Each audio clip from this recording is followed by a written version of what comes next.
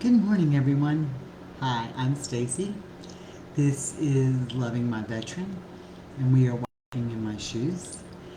Um, Grab some coffee real quick this morning. I wanted to give people a chance to get on. So, before we get started, let me just make this very clear. We are not professionals. The advice that we give is opinions based on research and personal stuff. But if you need professional help, you really need to seek a certified professional to go forward.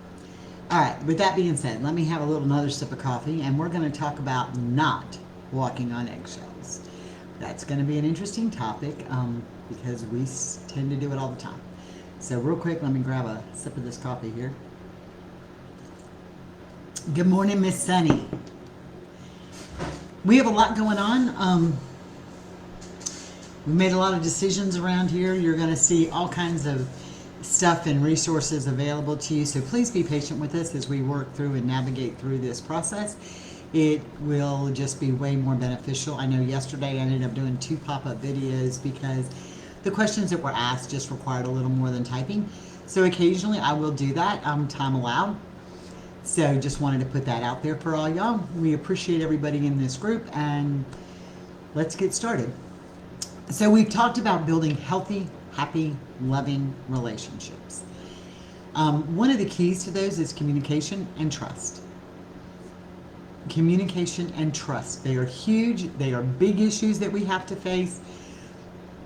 They are something that everybody needs to have in their happy, healthy, loving relationship. And we cannot get those when we walk on eggshells. And I know, been there, done that. Like I said, I can give you personal experiences. Wrote the book on walking on eggshells. When Carl and I first got together, before we ever even met each other in person, we talked on the phone for probably 6 to 8 weeks before we ever saw each other. And what happened in that length of time is when you're on the phone talking to somebody, you physically talk. You have conversations. I learned so much more. Good morning, Sarah. I learned so much about him from that phone conversations back and forth. Like, he likes his pizza and he eats his pizza one day and leaves the crust, and then the next day he takes the crust and he dips them in marinara. He still does that to this day. But we had those communications. We had talked about my children. We had talked about his children. We had talked about our past. We had talked about so much, and our communication was amazing. Then, when we started living together, things kind of changed for us. We had outside interference. I got to see PTSD or part of it on a regular basis.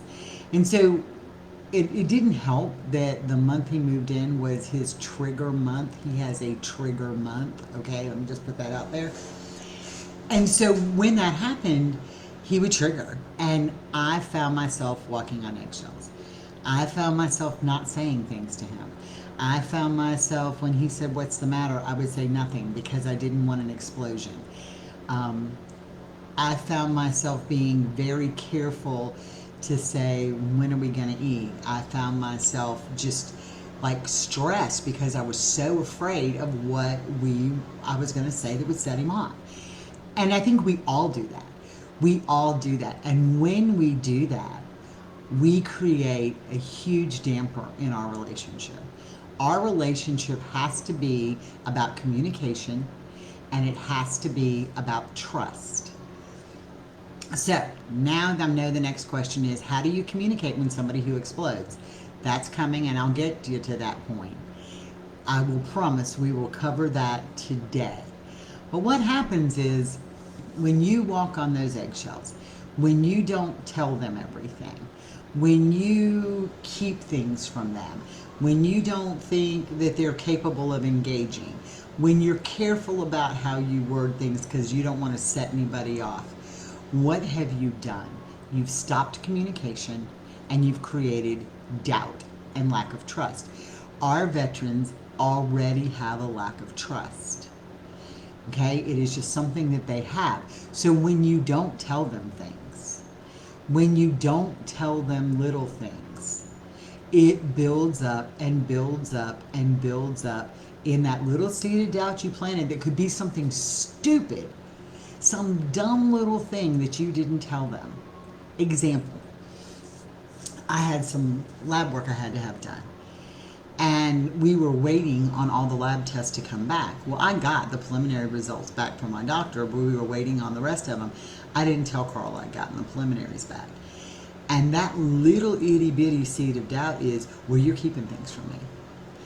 That was huge. And it took us a long time to get over that seed of doubt. That seed of doubt is planted there. And you can get back from that. You can rebuild that trust. But when they have all these doubts, and when you have doubts, because we doubt them too, right? We doubt them. Good morning, Leah. We doubt them too. We don't trust necessarily what they say all the time. It creates seeds of doubt for us as well. Okay? Morning, Maria. It creates those same seeds of doubt for us as well. So that immediately puts this lack of trust in here. So when you walk on eggshells, what's bothering you? Nothing, because you're not going to set them off. They know you're lying. They can look at your face. They know that you're lying. Just like when you say to them, what's up? Nothing. Carl's name is, I got this. And so I would say to him, you've got to tell me. You may not have to tell me what's bothering you, but when I ask you what's going on, what's bothering you, you can tell me and respond, it's just something in my head that I need to work out. Okay, that's truthful and that's honest. And that gives me the signal, let's don't keep pulling that information, because what happens then is we become the nagging little hens. Truth. What's the matter, honey? What's the matter, honey? What's the matter, honey? What's the matter, honey? And that will just fuel an explosion. So don't do it. So you have to be able to not walk on eggshells. If they've done something that makes you mad or makes you angry, or you've got something that's come up that you need to discuss, but you don't want to discuss it because you're afraid they're going to nut up, you have to be able to discuss it. Because one of two things are going to happen. They're either going to get mad or they're not. Okay? They're either going to get mad or they're not. Good morning, Sue. You have to give them that right. We all have that right. We have that right for honesty in our relationships. We have that right to build trust in our relationships. We have a right to get angry. We have a right to not get angry. We have a right to say yes. We have a right to say no, and so do they. But when you walk on eggshells, you're creating a massive problem. Good morning, Miss Nakia. You cannot do that. It is not beneficial for anybody when you do that. It is not beneficial for you. It is not beneficial for them. So stop walking on eggshells. You also demasculate them.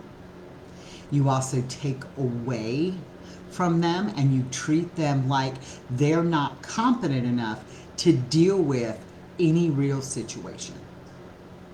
So walking on eggshells creates stress for you. It causes deceit for them and trust issues.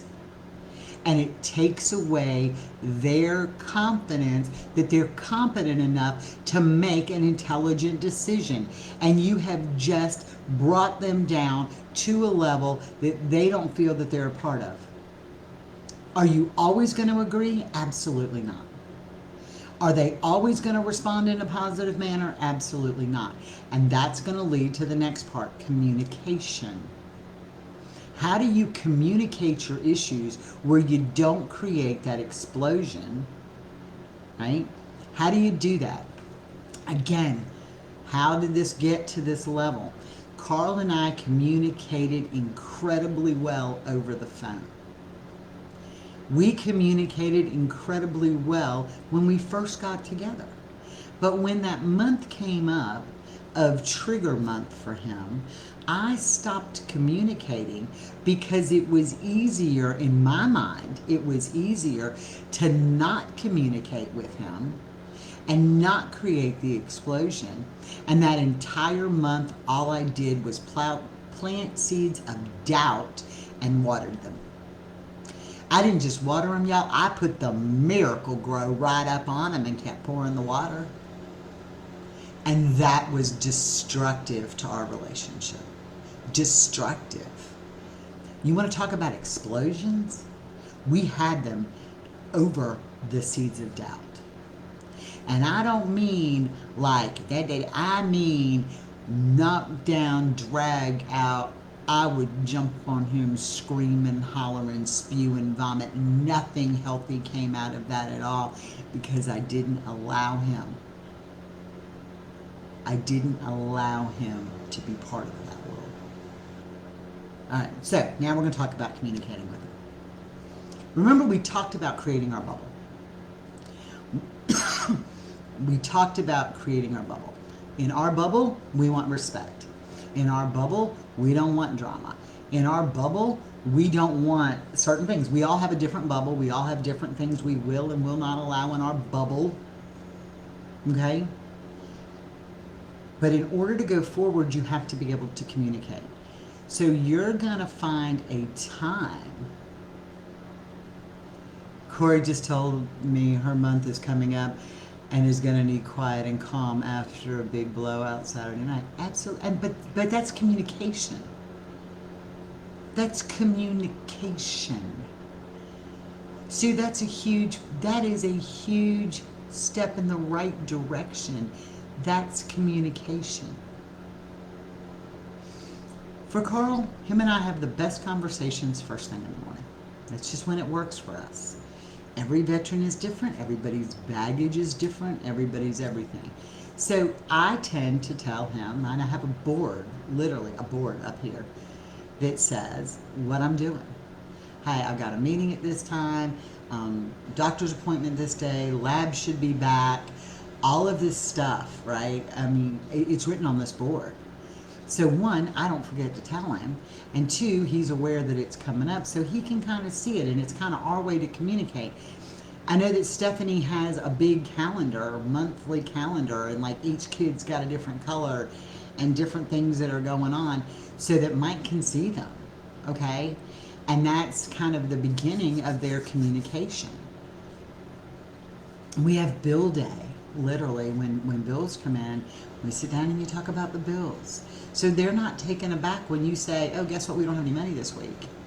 Well, duh, because we've had to spend it on this. So communication is tough. And especially when you know, wasn't working and the doctor's bills and the prescription cost and all this stuff, you know, and I'm still waiting on all that to come in. But we're to a point now we can afford the month to month little stuff, but we have to cut back. But when it came a choice, are we going to pay the rent? Right? Are we going to pay the rent, or are we going to get life-saving prescription? Guess what we did? We got the life-saving prescriptions, and so the rent got behind.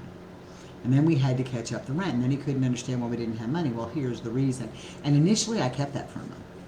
I don't do it anymore because it created a problem. So when you go to communicate what's going on, do it in a calm manner. You don't have to yell at him. Okay? You don't have to walk on eggshells, but you don't have to come in like a bull in a china shop because I spew venom. Carl's right behind me. He will say, absolutely, I spew venom when I get mad. Oh, yeah. I'm getting better about venom spewing. Yeah, you are. But you have to be in a calm manner. You cannot be afraid to address the issues.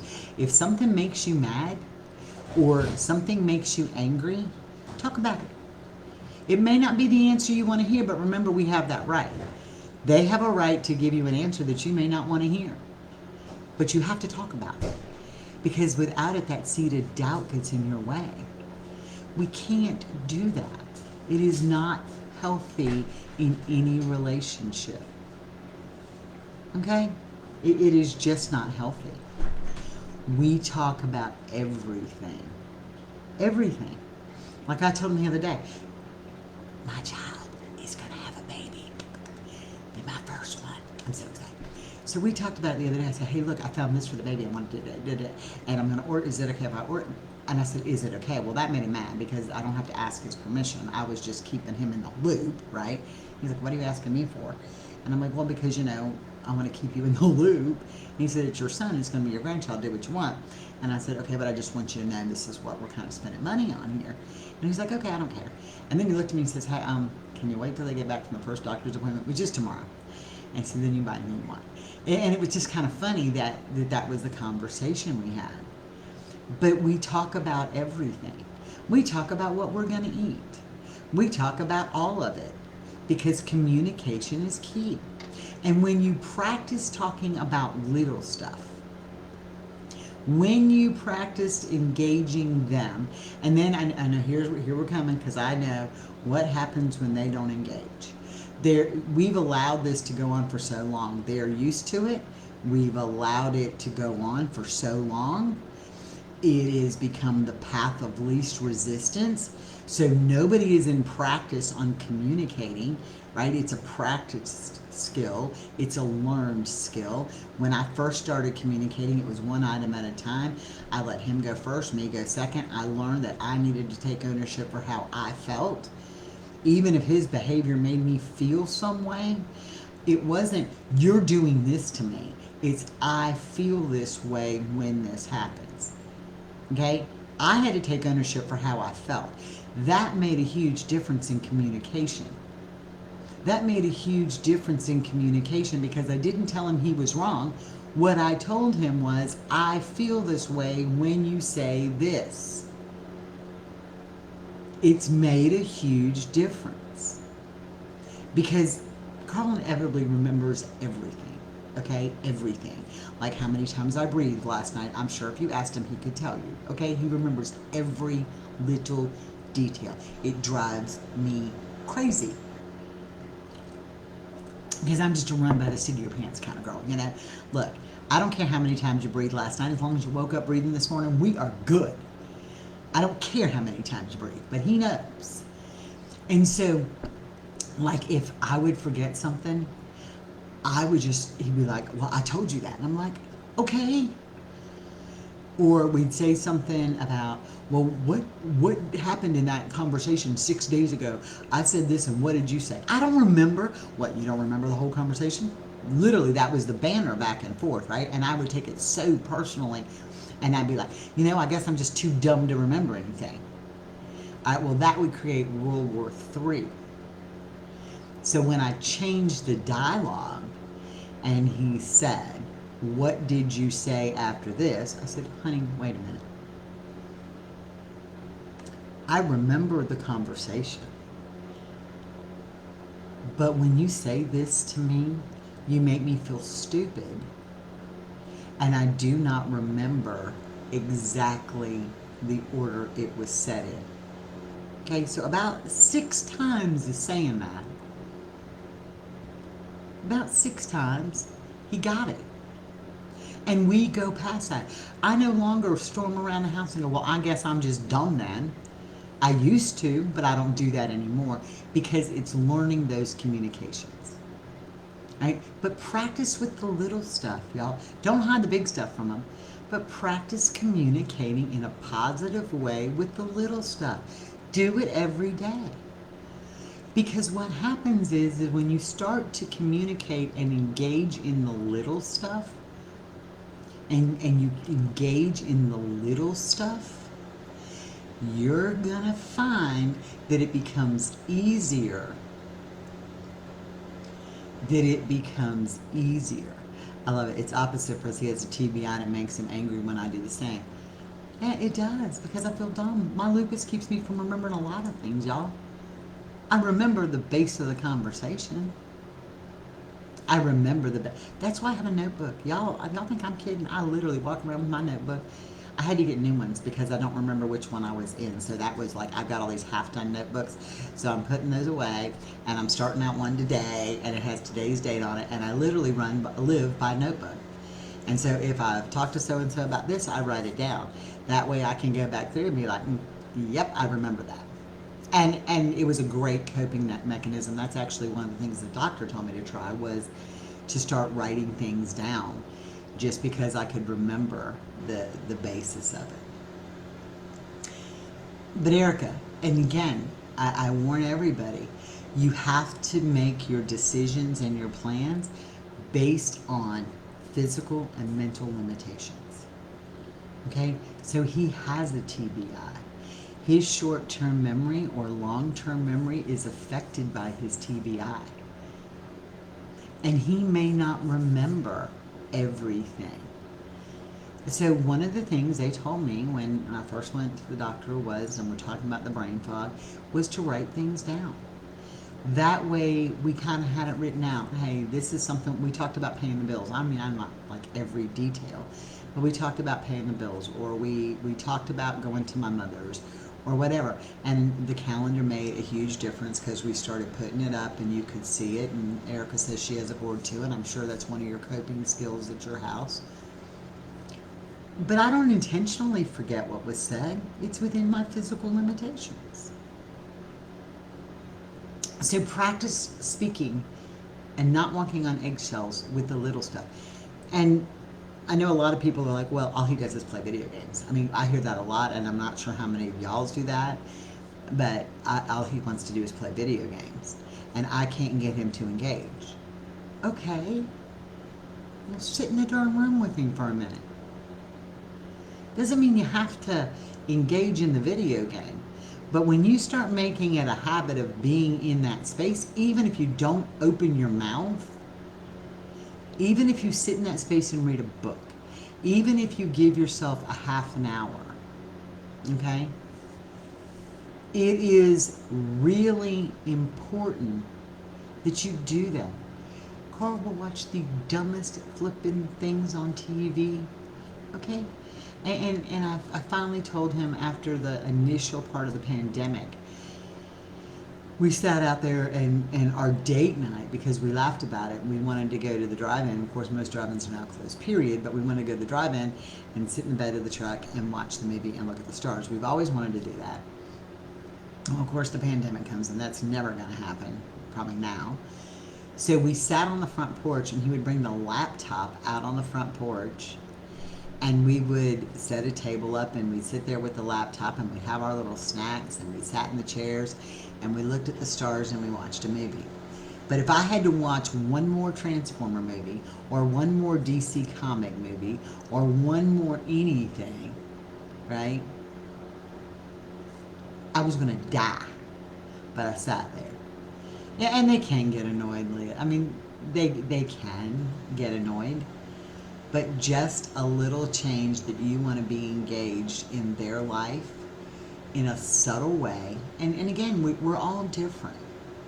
In a subtle way that we want to be engaged is a huge difference.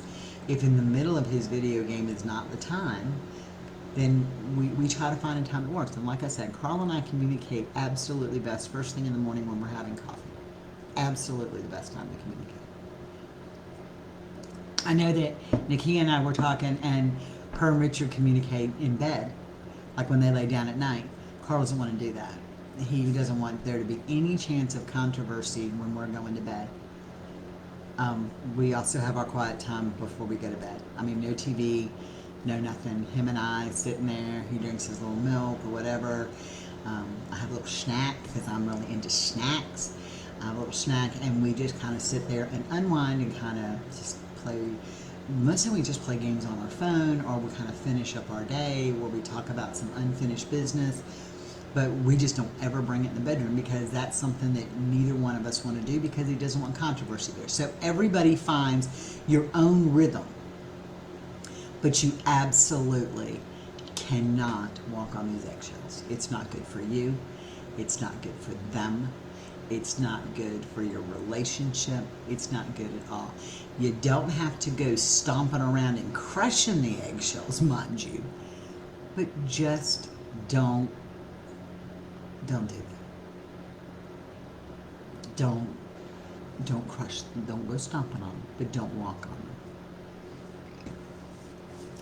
I know Leah's going through, y'all just keep Leah in your thoughts and prayers. She's, God love her, she's still one of our biggest veteran advocates and family advocates, and I spouse advocates, and she's just had a rough time. So Leah is somebody who still loves the veteran community and loves us and wants us to learn from her. and she's probably got the toughest one to come by. So I just want to send that little thought out there to you, sweetie. So just make sure, y'all, that when we, I know you tried, baby. I know her personally, and she has tried. But just make sure that you're not stomping on those eggshells. And the bad part with all of this is, the worst part with all of this is that initially, almost everybody that has ever been in a relationship with, especially with a veteran, or been in a relationship, period, okay, we have walked around not to set people off, so it became a habit. We have walked around and tippy-toed around not to set people off, so it became a habit. And then when you try to change that habit, you get a lot of pushback. You get a lot of explosion going into that. You get a lot of that. And it becomes because we didn't know any different. Because we thought that not triggering them was a big deal. And I'm not faulting anybody. I mean, this just comes from my own personal experiences. I had to learn like everybody else. But one of the things that is critical is learning that bubble. And it takes time. It takes time to reestablish those boundaries. But I'm asking you now, don't walk on eggshells. You don't have to scream like a bull in the china shop. You also need, if there's a lot that's going on, and you know I'm the big advocate of write it down. Write it down. Write it down. Write it down. Write it down. Prioritize which things you want to deal with. Prioritize which things you want to deal with. Baby steps, baby steps, baby steps. Because once those steps are put in motion, and once the system is put in motion, this system works. And I'm going to go back to the simplest solution ever. Doesn't matter whether you like them or don't like them. The most successful fast food chain ever is McDonald's. There's no denying that. It is the most successful fast food chain, period. Okay? Ray Kroc is the guy who founded McDonald's. And he wanted to put in place, when he opened one store to another, a system that was duplicatable and could be used over and over and over again under any circumstance. So if you go into a McDonald's and they've all been renovated within the same time frame, you're going to find that every fryer is in the same position. Every fryer has the exact same timer on them. They're even measured down to the salt. If your people do it right at the McDonald's, they turn it upside down and they count exactly how long for that salt to fall, because it will give you an exact amount of salt.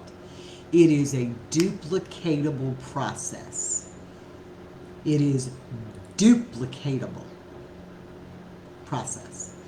When you start putting these processes in place, they become duplicatable, and you're able to use them again and again and again. And you start out small, and then all of a sudden that same process that you've put in place will work on bigger issues and bigger issues and bigger issues. But the process has to start with something little before it gets to something big. You can't change the world today. You can't take what we've talked about right here. We're talking to make an end with this, but I'm right here. I mean, there's a manual, right, from McDonald's, a manual that tells you exactly how long you should do it.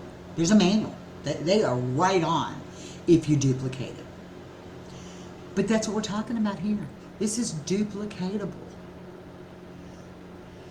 We've all been in the point of the eggshells. That's probably the biggest thing we all hear. Start small. Find what works for you. But I'm telling you The absolute best thing you can do is that list. Prioritize your list. Deal with the issue one at a time. The most important thing first. Have communication. Learn to engage in little itty bitty baby steps. That will stop the walking on eggshells. That will start creating a long, loving, lasting relationship.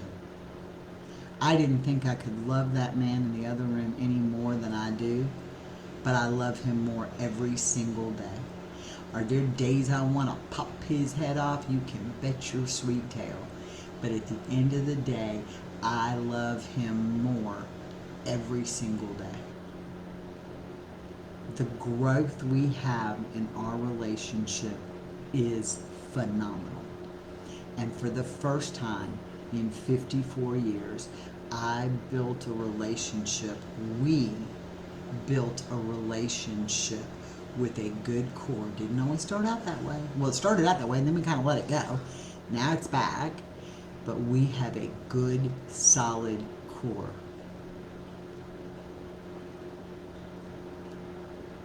Yeah, Tiny Tim may have tiptoed through the tulips, but tiptoeing is not beneficial in a veteran's home. No, it's not.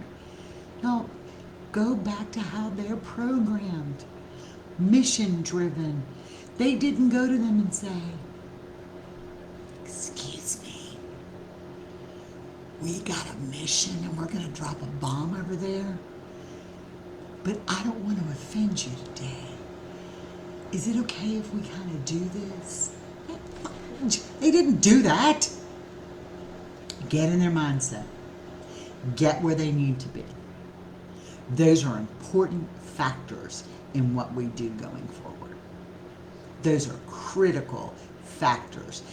Get in their mind. They're not unprogrammed. They were programmed to be a warfighter for a reason.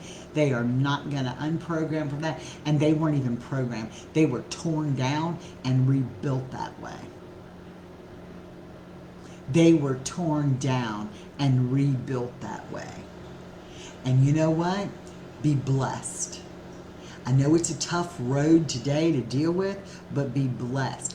Because the fact that they were good and they were torn down and they were rebuilt to be a certain way and they were good at what they did and they got rebuilt the way they're supposed to is the reason they're here today. It's the reason they're here today. Because if they were the guy who said, "Oh, look, the enemy's over there," and they stood up and go, "Where?" Right? He's going to be the guy not coming home. Ours didn't. We're blessed. We're blessed. And realize that we're blessed. Is it a rough journey? Absolutely. Is it a rewardable journey? Absolutely. The $6 Million Man, I love you. Yeah, it is so true. But we are so blessed in this journey. Is it rough? Absolutely. But you know what? I love him. And that's the way my life is. So I just want to put that out there. We have so much, like I said, again, going on. Y'all really, thank you for joining us and being part of our family. You have no idea how much that means that we are a family and we go forward the page engagements and seeing the stuff happen on the page and seeing people become part of it. We love the real heroes even when we don't like them. And there's days they don't like themselves either, Sonny. Let's just put that out there, okay?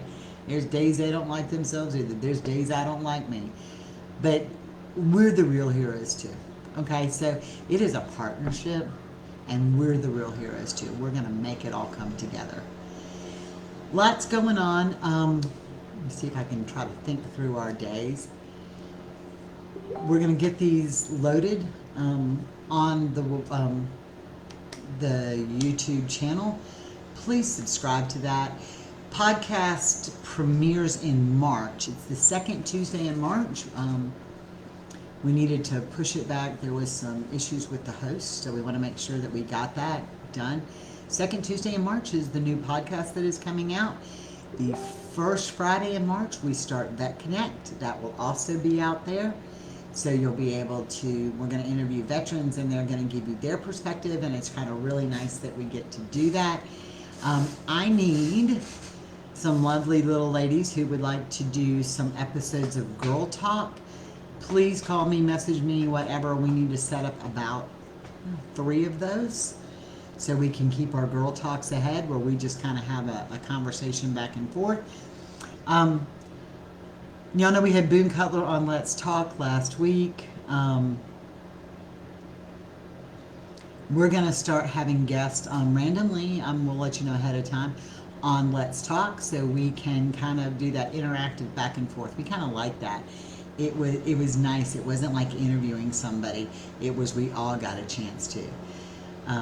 Yeah, sometimes we know what to do and we get it wrong. Courses even said that those videos we're watching are helping you. We do. We get it wrong. We all get it wrong. We all get it wrong. It is what it is. That's right. So if you need me, make sure you reach out to me. And again, I will put that out here today. I will be doing some one-on-ones again. Stacey's worked really hard at, I am a life coach, and I am going to do veteran spouses as a life coach. So if you need it, we're going to set those up, but I'll help you navigate personally through your relationship with your veteran as a life coach while protecting yourself. That's what we do. All right, we're late as usual because you know me, which is going to throw my calendar off because I'm learning to live by a day planner, y'all. I have scheduled stuff. I'm so excited. And Leah, do we have a date for our Zoom with Dr. David? Please let me know. Send me an email because I'm get lost. All right, y'all, I am Stacey. This has been Walking in My Shoes. We are loving my veteran. Y'all have a blessed day, a wonderful day. Stop walking on those eggshells. You don't have to stomp on them. Just don't walk on them. Have a good day. Bye.